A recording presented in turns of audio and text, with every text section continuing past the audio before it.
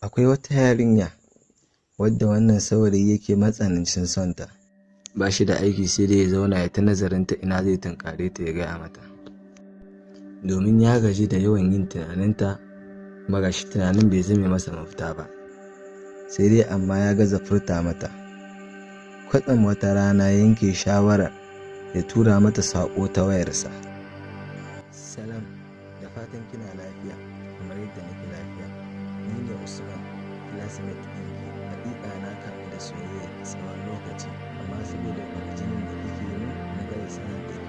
Ina neman alfarmarki da ki shigo da ni cikin rayuwarki don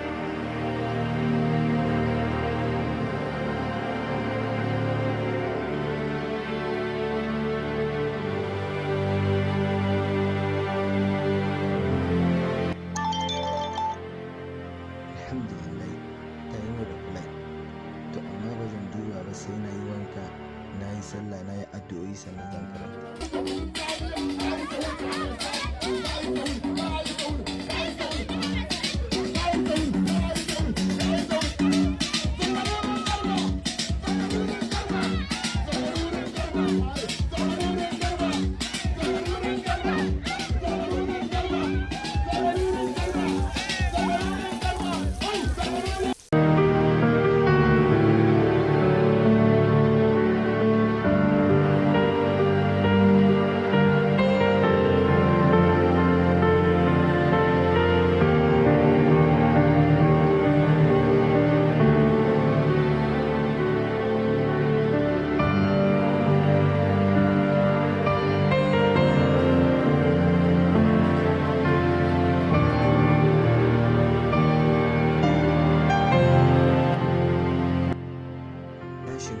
Na shiga uku, ashe ba ita ce ta yi min reply ba.